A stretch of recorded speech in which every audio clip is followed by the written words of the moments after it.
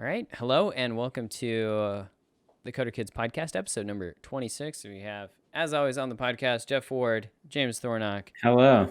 Yeah. So, first thing, we're going to do a quick update and then we are going to jump into the topic of the day, which is a lot of fun. If it's not fun, you're doing it wrong. We're going to be talking about digital citizenship and games, video games. So, in gaming camps and all that good stuff. So, Jeff, what's your update? Guys, I have two brief updates. Too brief. The first is that I'm pulling this Bill Belichick look. If you don't know who Bill Belichick is, he's the head coach of the Patriots football team, and he has a reputation for always dressing in like sweats and like looking just like not caring about his appearance at all. And that's kind of how I feel today. Just got off. I mean, I would say I feel that way on most of our podcasts, but maybe in particular today because I'm just wearing this like junky. This hoodie is like my oldest, junkiest hoodie. That's my first update. My second update is that, I was driving home today from the gym and humble brag. Sometimes working out. And I listened to this song and I just want to give a shout out to Vampire Weekend. The song is called This Life. And I hadn't heard it in probably, I don't know how old this song is. 5 years, it seems like. And I heard it and I was like, man, that was a good one. It's kind of like you hear an old song and you're just like, that's a good one. All right, James, what's your update? I have no idea what the song is, so I'm going to have to listen Well, to I'm it just later, saying, maybe people can check it out. All right. Well, props to them. Yeah, so I, we'd moved in a while back, and we've always had stuff in the garage, and we've never been able to park our cars in the garage, like at least both cars. And my update is my father-in-law gave me like an old shelf, and I said, to heck with it, and I cleaned the garage for 4 hours straight. I didn't do anything else, and we got cleaned. And Nice. both cars are in there, and a little Vespa and a lawnmower, and it all fit, and it's beautiful. It's like every time we go into the garage, I'm like, oh yes. So that's legit. That's super boring dad life stuff, but it's something that it just feels so rewarding to move stuff around and have it be organized. So way cool. James, let's get started on this topic that we're going to do, digital citizenship and gaming. And I think a good way to start it out is kind of like, why should parents be concerned about gaming in general? So I'm asking this question to you, the master of the kid-friendly game reviews. Right. When we're talking about gaming and digital citizenship, like why is something like that necessary in the first place? Digital citizenship. Yeah, I mean that's great. Like why? Hold on. What are you asking? Are you saying like I'm asking like what are the dangers of gaming essentially? What are the dangers? Oh, for sure. Okay, so I would just put it in the context of sports. So, digital citizenship, you can think of a lot like sportsmanship, right? So you can kind of link those two in your mind, just as a starter. But I'd say with video games, look, it's an art form that's debated among high art, but like everyone else accepts that it's an art form. And there can be some wild stuff in it. I just played a game last night called Occupy White Walls, and it's it's a game basically that's a museum. And in museums, sometimes you see nude statues and stuff, and you'd have to explain that to your kids, right? And so I'd say with the graphics that are in games today, they can see lifelike or close to lifelike things that are terrible or beautiful or inspiring or soul crushing. And just as far as like storylines and like the gameplay and what's actually happening. Now, aside from that, which, that's serious enough. I do think the other thing is a a lot of the real danger is bullying and things like that. And that comes through, the voice chat and text chat and things like that. And so um, we're always happy to help you navigate through that and understand it. And there's some pretty good ways to kind of build up your defenses and make sure that everything's good to go. The upside of video games is that it can be incredibly great for creativity, for problem solving, to Yeah. spend Yeah. time with your kids. I mean, so but the Let me jump dangers in are serious. Yeah, on your long on your it's a your bit of a speech. rant. Sorry. I know there's a lot. So during our classes, and this is something we might get to later, but like during our classes on gaming, we talk a lot about digital citizenship. And the website that I've used in the past when I've taught this is commonsense.org. They have a full curriculum on digital citizenship. They've got videos and some curriculum that comes along with it. And they've got 6 categories. Some of them are negative and some of them are positive, just kind of about how your child deals with the online world. And so when we're thinking about this in terms of, we'll kind of put it in terms of gaming. So the first topic is called media balance and well-being. And so I'll just kind of talk about that briefly.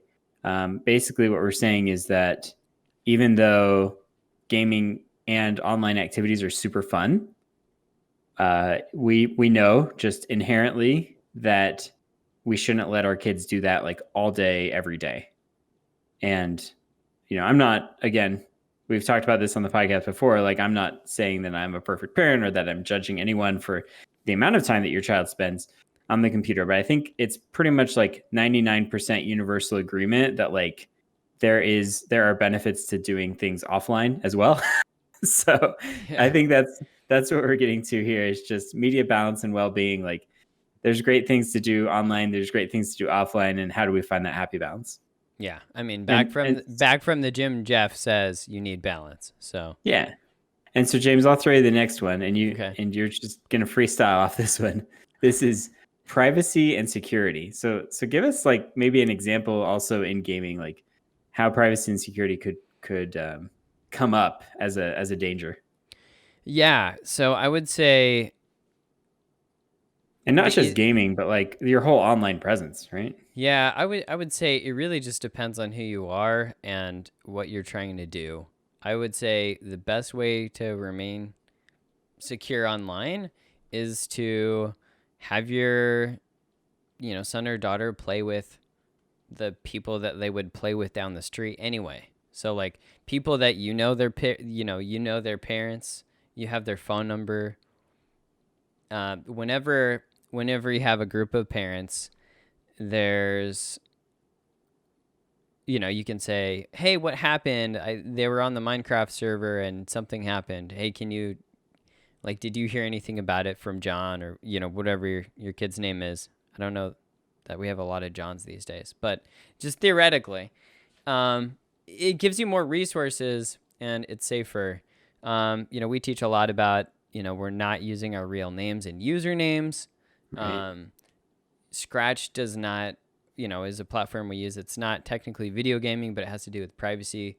It it will not let you send messages directly to other people. Um, Discord will, right? So any kind of Discord login details, it's important that you maintain those as a parent, so you can look over any kind of history or anything that's going on, so that your child feels safe and Well, that they are and safe. I was having this conversation with so we're partnering with a school called All Saints Episcopal in Fort Worth in the summertime, and she emailed me and asked like, well, all these games, because we're doing Minecraft, Roblox, and Fortnite up there. She's like, all these games have like chat functionality, right? Chat and voice. And I was like, yeah, that's true. And I gave her the example of like one time we heard about, I don't know if this was when I was a teacher or if it was with Coder Kids, but like hearing about kids who like give out their phone number to like complete strangers online. Um, Oh dear. so, so what I was trying to explain to her is like, yes, there is this chat functionality.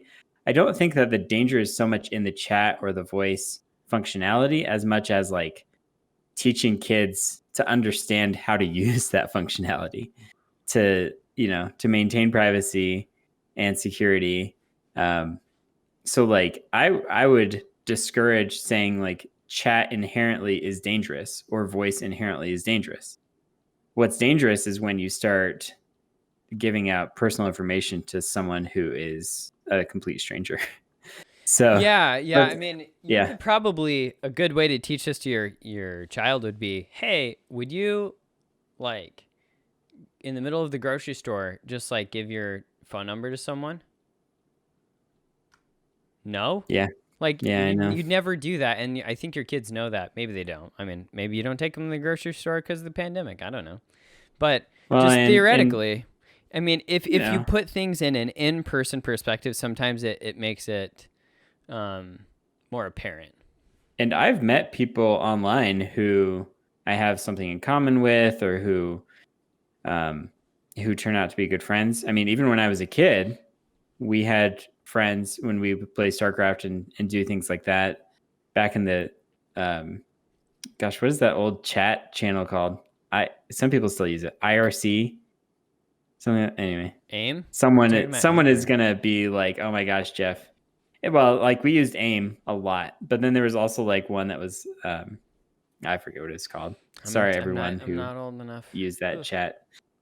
But anyway, we would meet people, and it's interesting because thinking back on that, like either we would never share about ourselves, like private information, or we would like literally know that person for like 5 years before someone like divulged personal information. Like I think someone would say like, hey, I'm actually coming to Dallas, do you guys want to like meet up and do some DDR or something like that? At Nice. some point if you've known someone for 5 years online, then you've probably talked to them enough and you have like a good idea that this person is not some kind of pedophile. Yeah. So anyway, that's kind of privacy and security. I'm sure we'll circle back to it. Let's take on the next Sure. one, which is digital footprint and identity. So it's just talking about, um, Yeah. you know, I can social glom onto media. the identity part. Yeah. I mean, there's a lot to unpack here actually, but one thing that we should definitely keep in mind is that the internet is like a permanent database of everything that we share, and it's not as anonymous as we think. And so when we're thinking about digital footprints, um, it is pretty incredible. I don't know about a gaming context necessarily, but people are we can definitely talk about identity in a gaming context, I think. But in terms of like online sharing, yeah, I mean, a lot of that data that you share through gaming is not necessarily collected, but anything that you share through social media, we see it all the time where someone made some kind of disparaging remark back in 2013 and it's still relevant in 2020, 2021. We're still talking about it. And so it can ruin lives. I mean, I just a whether you agree with it on a political spectrum or not, I just had this example of a BYU football coach who went to Baylor, and Baylor football has had some scandals, and this guy who was going to be the offensive line coach at Baylor, he was coming from Troy to be the offensive line coach at Baylor, apparently had a blackface picture taken of him back in college. This was back in like 2009 or 2010. It's literally still online, and it actually cost him the job. Like they had hired him on, and then one day later they let him go because they found this picture and they didn't want any more potential scandals in their program. So it's just really interesting about how online sharing can be so damaging to someone's career. I mean, I'm sure this guy regrets it and doesn't want to, be known for that. But unfortunately, that's just the world that we live in, is that online sharing has some benefits and risks. Yeah, I mean, you're kind of dipping your toes into social media as well. I mean, there's some, and that's it. I mean, maybe we should do that for a different subject for the podcast. I think that'd be good. But yeah, the different platforms store data differently, but if you think you're truly anonymous, it's like the chance that you actually are is really, really, really close to zero, unless you're super savvy and using Tor and on the dark web and are using a VPN and like are using public Wi-Fi or something. Right. It's not. Yeah, you just think this another question you can ask your kid is, hey, would you feel comfortable saying this, at church or in the middle of the grocery store again? You know, what if you're calling someone names, like, would you feel comfortable with doing that in public? And if they do, then you've got a kid with anger problems. But typically, they don't. You know, and it's again about putting things into context. Just because you type something on a keyboard doesn't mean that it's not real. And whether they are, and there are some services where you hide behind a username, and then there are some where you're using your full name, like Facebook. And on Discord, just in case you're wondering, I'm Mr. Thor, or James Thornock is my full name. So I'm not really hiding behind too many usernames. I guess my username is Speedy Thor. So I'm like very open on public with that. Again, I'm an adult though, and I'm able to do that and assess my own risks and things. So this is probably an evolving conversation that you'd have with the child over the years. At the beginning, you'd feel like no kind of personal information, no kind of anything up. Definitely not phone numbers, definitely not addresses. As much as you can vagueify yourself, which I just made that word up, yourself as possible, great. Well, you say that, but I agree that there is a privacy element to it. But at the same time, when I've taught this in the past, one thing that really comes up with kids is this idea that you can be anyone you want to be online. And what I've had this conversation with kids in the classroom is like, look, in reality, yes, you can be anyone that you want to be.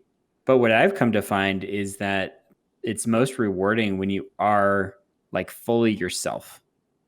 So like your goals and your passions and your desires that's actually how you express yourself. So like if you are angry about something, then it's okay to be angry, but it's not okay to like take on this other persona where you like totally troll people and like abuse them and bully them when you would never do that in real life, but you somehow feel like it's okay to do it.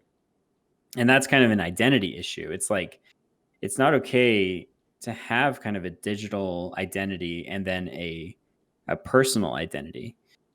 I mean, debatable. I think that if it's harmless and you're like a super fun like Twitch gamer and you're like you have your digital persona and then maybe you go and you hang out with your wife and you're like a different person, that's like I think calmer and less I think that's extra. okay. Or like if you're an influencer and you're like taking all these cool pictures of yourself and then you're just like a normal dude when you're off the camera, it's kind of like I can understand having like a digital persona, but that's different than being a bully online and then being just a nice person in real life. Yeah, So yeah. There is some kind of division that happens there. Yeah.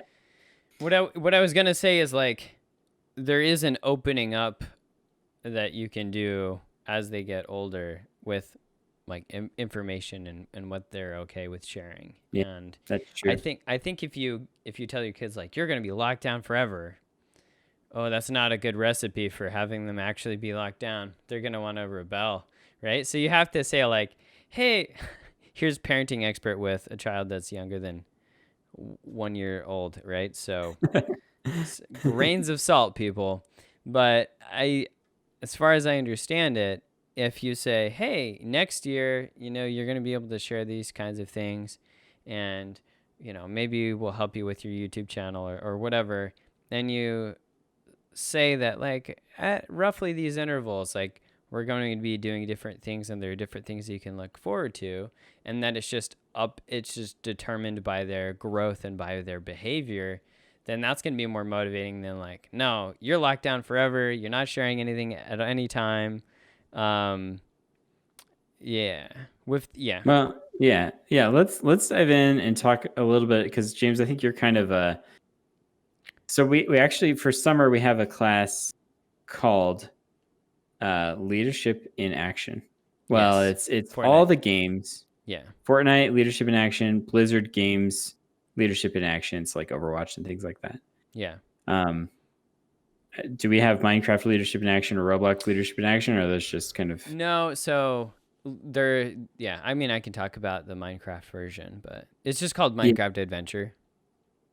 yeah. So what I kind of wanted to talk about was like, what is the proper way to communicate with others online?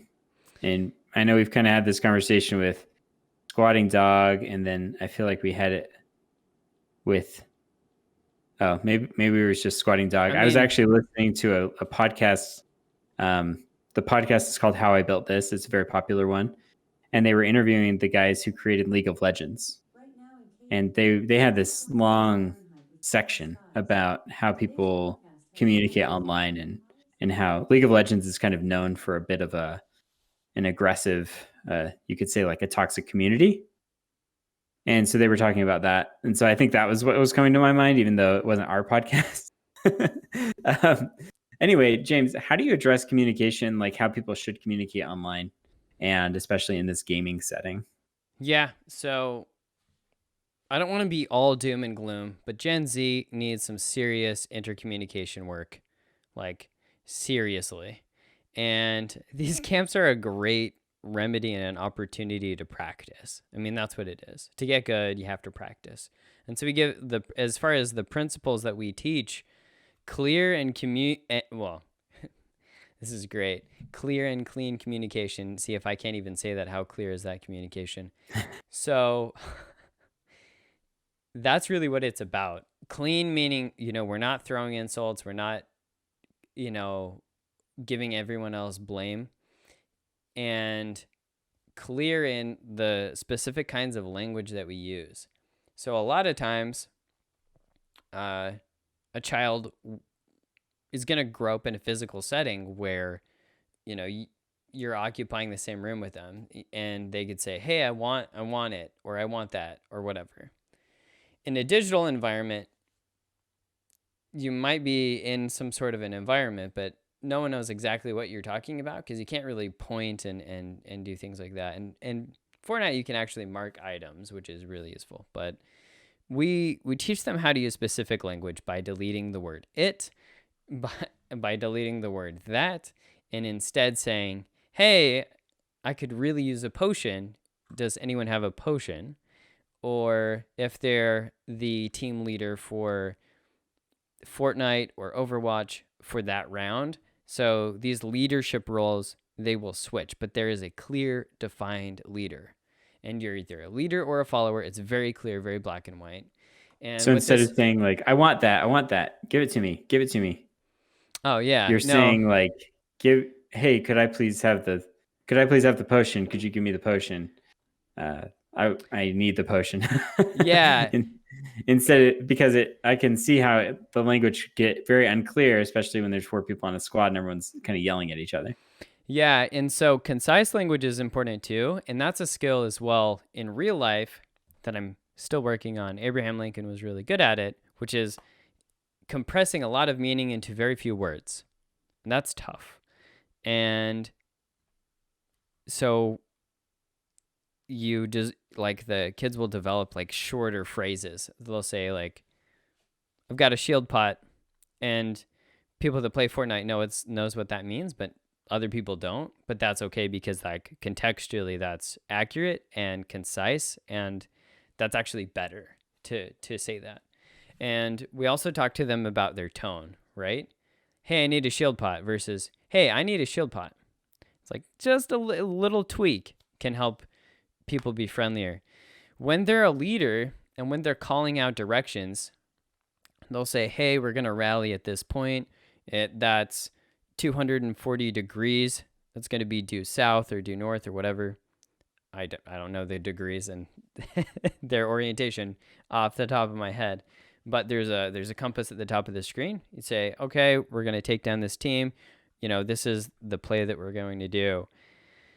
So lining out again in a clear, concise way what's going to happen. And a leader is also in charge of making sure that people who are following have their ideas heard and that they execute well and that they kind of raise morale so that they feel good as well when they're playing the game. So, an example of that would be, hey, what do y'all think we should do next? Should we go to the left or the right? Should we get materials? Should we loot some chests, or should we go straight for the storm circle? Again, this is Greek. I understand that, but it makes sense in context. And we do similar things in Minecraft and similar things in Overwatch. So basically, it's not only practice of leadership skills, of listening to the people that are following you, giving concise things, but it's also about setting proper goals for the context. And so those are just great life skills.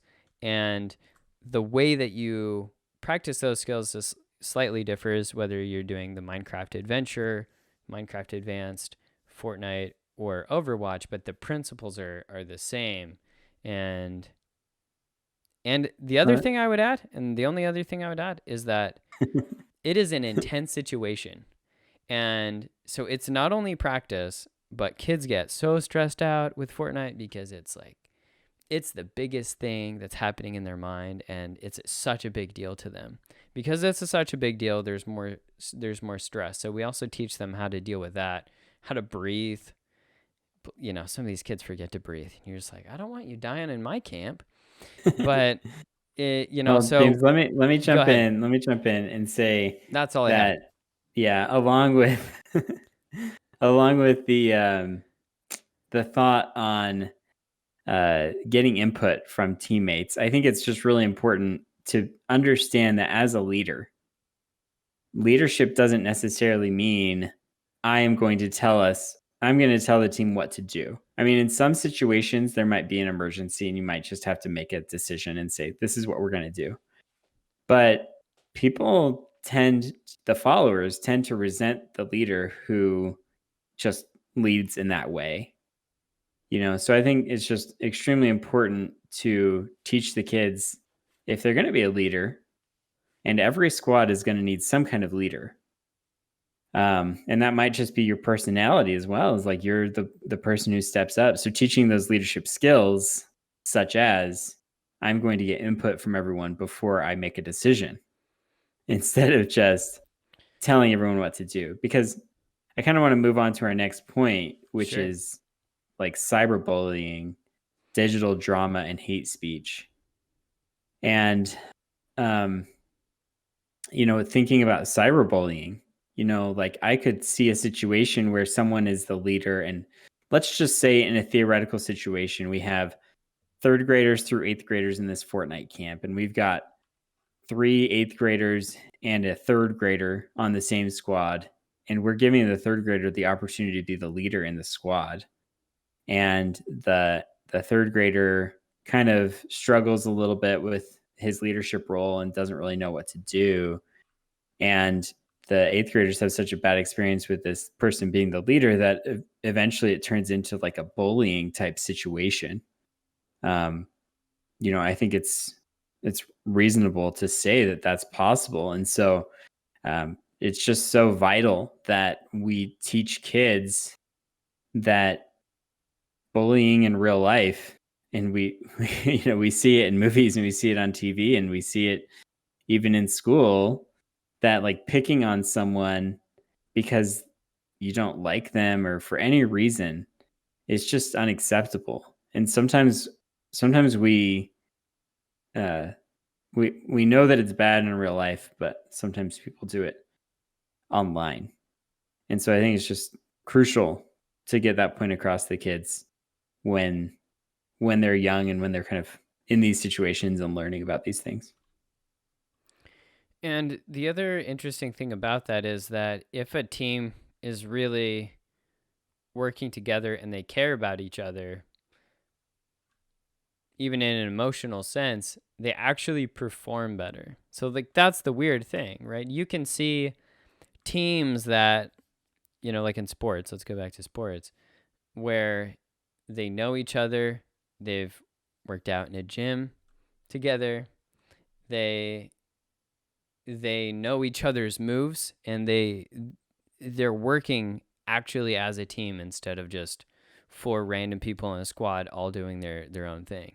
And so if your kid is literally only motivated by doing better in the game, you can tell them honestly, look, if you get these skills, if you learn how to talk to other players with respect, if you invite them to to do what you want to do, and if you try to watch out for them, and in Fortnite you can throw shields to someone else.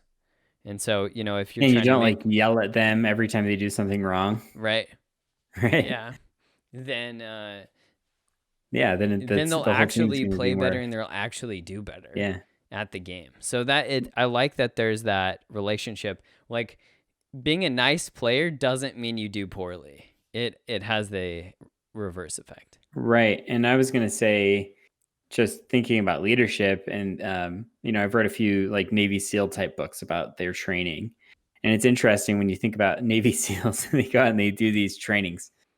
Every single one of those guys is an elite athlete, an elite performer, an elite, military man.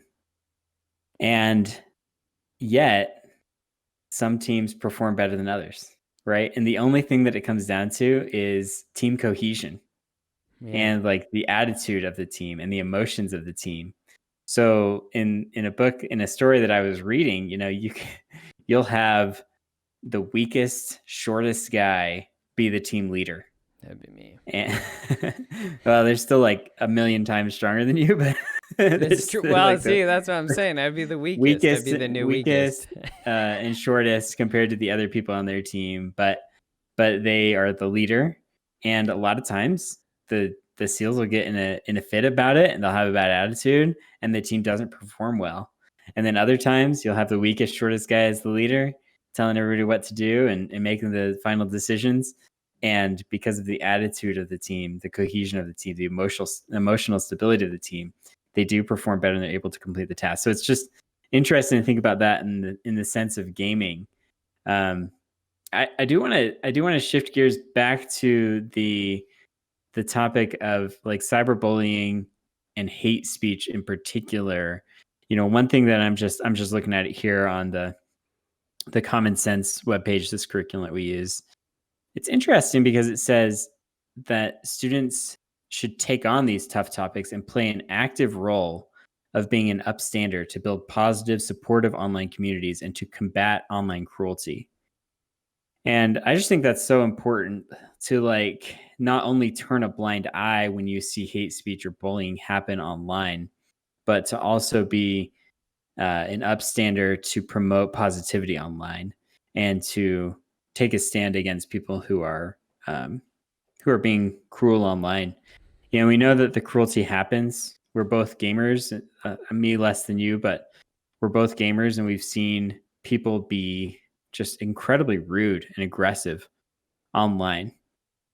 And I fall into the trap sometimes of being rude back, but I've been definitely trying to be more of someone who just can bring peace to the situation, bring calm, tell a joke, just try to de-escalate things a little bit. Like, hey Yeah. guys, I know somebody's mad about something that someone else did, but we got to work as a team or else we're not going to accomplish the goal that we need to.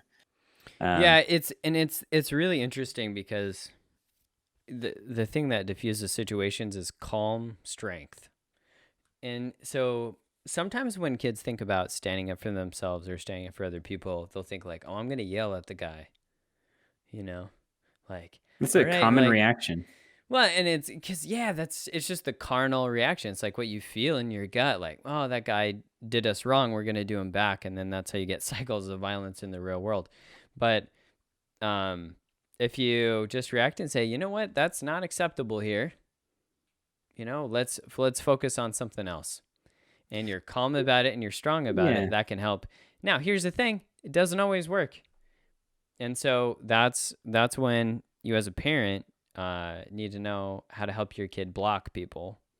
Because, Right. I sometimes, mean, that is important. Yeah. look, you need to know the technical tools look, a lot of people cannot be reasoned with, and that's okay. I don't know a game that doesn't have a reporting system and that doesn't have a blocking feature. I mean, Yeah. it's just standard practice, and it's so that the person who's blocked can learn a lesson. They don't always, but it's there for your protection. And At a minimum, like hopefully you don't have to play with that person again. yeah, I will say like one thing that I think is effective. It's kind of like in sports or at recess. If someone is kind of getting picked on, or if someone is kind of struggling, instead of yelling at that person, well, I mean, let's say that they're struggling. If they're getting picked on, I hope you want to yell at them more. yeah, But please no. let's say that someone is just struggling to perform. Maybe they're a new person at the game. Maybe they don't understand the rules very well, or they don't understand how to on a keyboard, how to press the buttons. There's so many buttons to press and things. I think it's really helpful to actually take the role of mentor to that person instead of taking the role of like being aggressive and angry with them. So to be like, hey, we're playing Fortnite together and you really stink. Like, hey, come like be near me so that I can try to help you, protect you, show you some things that we can build together. I mean, Yeah, again, I think a lot of people are very like in it for themselves, but the more that you kind of step out of yourself and you're that positive person trying to support the people online, I think you're going to find that you just have a very rewarding experience. And again, throw it back to the episode that we did with Squatting Dog, but I think that that's kind of something that he's trying to engender in his community. yeah, yeah, absolutely. All right, well, I got one more topic for you, James. Let's do it. Um, it's not related to gaming at all, but I feel like we've been through all six. Okay. So, and then I actually want to circle back to the first one for just a minute. So let's talk about, and this is just brief because again, it doesn't have anything to do with gaming. News and media literacy. So identifying credible and trustworthy information sources and reflecting on your responsibility as a media creator and consumer. Yeah, yeah, whew. Deep, deep Yeah. stuff. That's some So heavy Will, I stuff guess in 2021. I'll just throw it out to parents that are listening to this. Like, this is something that we'll touch on, but again, it doesn't really have much to do with the purview of our relationship with kids, and also, I hate to say it, but like what people identify as credible and trustworthy is different from household to household. So Yeah, it's yeah, also like a little bit of a tricky situation because I don't want to say like don't trust the New York Times because the New York Times is a very trusted and reputable source to a lot of people. And then on the flip side, some people think New York Times is the devil. So um, it's yeah. it's a tough conversation. Credible and trustworthy. Again, it's in 2021. Whew, It's it's tough. complicated. It's Yeah, complicated. yeah, yeah. So again, not naming names, but I would just say the best thing to understand is just people are talking. What is the reason why they're saying what they're saying? Who is their audience? Who are they talking to? So is really just asking these questions. Okay, um, Jeff and James have a podcast. Why on earth would they spend an hour a week to record it and then however many hours to upload it and write description and whatever? Like, what are they trying to do? It's like, well, they're probably trying to promote their camps and classes. By the way, sign up for camps and classes. That would be great. We'd love it. We're very transparent about our motives, right, here at Coder Kids. We're trying to offer tools to parents to navigate a digital landscape that's constantly changing, that we're navigating ourselves. And so that's why we're communicating what we're communicating. And, we have some people lined up in the industry. And if we can get some researchers on, I think that'd be really great. Someone who is actually doing research. But where you can't get a researcher on and you have to, go into the media itself, I think it would be just teaching your kids to ask these questions. And I think that peels back a lot of the layers of ambiguity and it just helps make things a little bit more evident. Are they trying to do this for clicks? Are they trying to do this for likes? Are they trying to do this to look good? Is it because they want a certain person to get elected? Is it because of constitutional principles? Is it because, is it because they deeply care about people? Is it like there's so many ways to look at it, but I just say read a lot of sources and ask questions. Yeah, the thing that comes back to me, the thing that I come back to is just thoughtful. Just teaching your kids to be thoughtful about media sources, because there are so many media sources out there, and to have to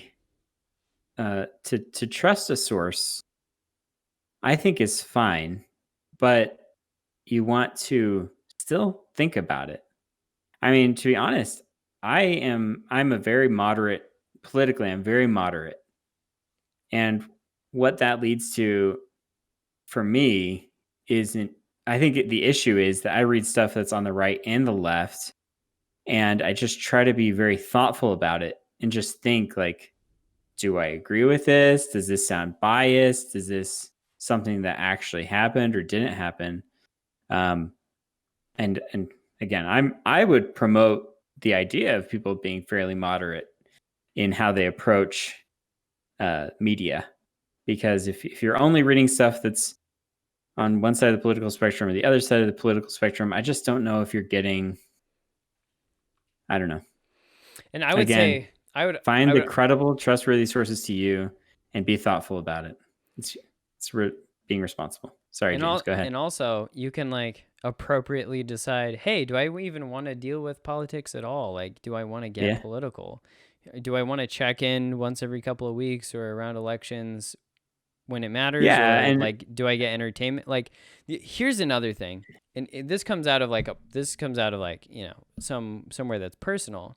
I realized I was listening to a podcast that's political, and I was thinking about the content of the podcast, and I really like the podcast. I like the personality, and then I was wondering, like, am I listening to this because it's entertaining, or am I listening to it because I'm getting knowledge from this podcast? And I think I realized that it was like 90% entertainment and it was about 10% the headline. And so I adjusted my media preferences and I stopped listening to the podcast, and now I'll listen to it around, I think, important events and things like that. So even when you've identified a source that you trust, it's so hard for me not to say the name of this podcast, but we'll just go with it. And you can also ask the question, how does it make me feel? Like, do I get on Facebook and do I read a bunch of articles and am I just like steaming mad at the end? Like, yeah, that's a do you good point. want, like, does it even matter if it's true or not? If like it puts you in just a bad vibe, and then you're angry around your mom or your dad, then Yeah, that's no I gotta good. say, I think I don't want to get too political here, but again, going back to my idea that people should be moderate. Well, I actually don't really care if people are moderate, if you're moderate or not. I just think that it's good to be thoughtful. Yeah. And if you're someone that's on the right side of the political spectrum or the left side of the political spectrum, or if you're in the middle, to have thoughtful media sources and thoughtful rationale for why you feel the way that you feel. Because what we're finding in 2021 is a lot of people who are just feeling very passionate and very emotional about things. And that's different from what we're describing here. So, Yeah. James, let's get And I off would also this say, semi-political topic. Go ahead. I'm taking the exit ramp right now. Taking the exit. Yeah. Exit ramps in Texas are fun. But I would say that goes to video games too. And I started paying attention. How do I feel after I'm playing a certain game? And how do I feel when I'm playing a certain game? I will tell you, the differences between games are night and day. So Fortnite is not a game to play before bedtime. And I know a lot of people do it, including myself. But if you want to like really relax and rest, again, these are about conscious media choices, right? Am I going to listen to something that hypes me up and then try to go to bed or take a nap? That doesn't make any sense, but we do it Right. because it's addictive. There's some games that are just so peaceful and calming. right? There are games that are educational. There are that make you feel smart, but then they use up a lot of brain power. There are games just for escaping. Um, there are games that are beautifully artistic and don't really have any kind of goals or purpose. So teaching them to pay attention to their feelings, pay attention to how they're treating other people. I mean, that they would be miles ahead. I mean, I know several adults, again, we're not about naming names, who have not developed the ability to care about how they treat other people. And so if you can train them to be strong and sensitive, I think they're just going to go so far. And they're going to have those skills so that when they're an adult and they can watch whatever they want and they can play whatever they want and there are no restrictions, that they're not going to just go, completely out of the blue and, become an addict of video games or Facebook or just an unhealthy relationship, but that they'll have constructive relationships and be able to make those measured, logical decisions. I feel Guys, like I'm we're preaching a sermon. I'm sorry, guys. Don't take it too serious. Amen. um I feel like each of these topics that we've covered, and just to go back over them briefly, I'll just read them aloud. Media balance and well-being, privacy and security, digital footprint and identity, relationships and communication, cyberbullying, digital drama and hate speech, and news and media literacy. Extremely important. And again, I think we should wrap up, and I think we should come back and we can revisit these topics in other podcasts and maybe even find people who are experts on these topics, because I'd love to hear some more about, dive in more into each of these topics. But I will say at Coder Kids, we are at least making a very strong effort. We have a curriculum and we're really making a strong effort to teach these kids these skills through gaming. And I would say to an extent in all of our classes. Yeah. And so if you're looking for something that is not only academically beneficial for your child or not only entertaining for your child, but is also going to teach them good life skills and things like that, definitely consider the Coder Kids classes, Coder Kids summer camp, spring classes that are starting on Monday. And we would love to have your child and teach them a thing or two. Yeah. Look, as always, if you ever have any questions, Jeff at Coder Kids, James at Coder Kids, .com. Those are our email addresses. You can always reach out to us. You can call us on the Coder Kids phone line. You can comment on our YouTube videos. You can do all of that stuff. We'd love, if you do have a specific question, we'd be happy to answer it right then or make a podcast out of it, whatever. Another resource, Jeff mentioned it before, but kid-friendly game reviews. I upload these YouTube videos where I review a game and I tell you exactly what's inside, right? So violent content, adult material, and language content. So in 5 minutes what's in the game and what's the game about. We're all about just providing you tools that you can use to make sure you know how your kid's consuming media, and then also being thoughtful about it. So until next time, you guys are great. Thank you so much for listening. I really appreciate it. And please get all of your neighbors to subscribe. I want you to go door to door and tell them to subscribe. Thanks, everyone. All right. We'll see you later. Have a good one.